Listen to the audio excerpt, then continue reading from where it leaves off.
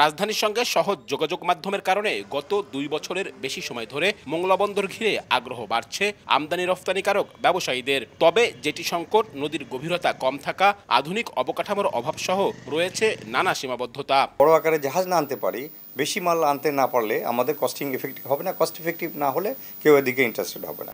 এসব সীমাবদ্ধতা বিবেচনায় নিয়ে এবার বন্দরের উন্নয়নে বড় ধরনের প্রকল্প হাতে নিয়েছে কর্তৃপক্ষ। মোংলা বন্দরের সুবিধাদির সম্প্রসারণ ও আধুনিকায়ন শীর্ষক 4,068 কোটি টাকা ব্যয়ের এ প্রকল্প বাস্তবায়ন হতে যাচ্ছে, যার মধ্যে 3,592 কোটি টাকা ঋণ সহায়তা দেবে চীন। বাকি টাকা পাওয়া যাবে সরকারি বরাদ্দে। চায়না সিভিল ইঞ্জিনিয়ারিং কনস্ট্রাকশন কর্পোরেশনের সঙ্গে চুক্তি স্বাক্ষর হয় গত 25 মার্চ। 2028 সালে প্রকল্পটির মেয়াদ শেষ হওয়ার কথা রয়েছে। 2টি জেটি নির্মাণ করব এই প্রকল্পের আওতায়, কন্টেনার ইয়ার্ড নির্মাণ করব এবং কন্টেনার ডেলিভারি ইয়ার্ড নির্মাণ করব, আইসিটি ফ্যাসিলিটিস গুলো ডেভেলপ করব যাতে বন্দরের অটোমেশন হয়।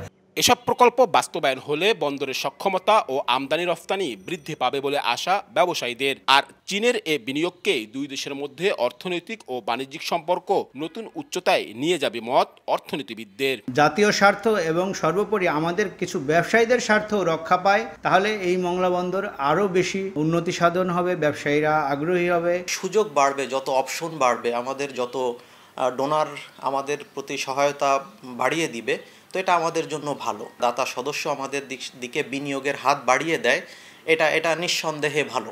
সুন্দরবনের কোল ঘেঁষে পশুর নদীর পূর্ব তীরে 1950 সালে মোংলা বন্দর প্রতিষ্ঠিত হয়। বর্তমানে বন্দরের 5টি জেটিতে 22টি নোঙর পয়েন্টে একসঙ্গে 47টি জাহাজ ভিড়তে পারে।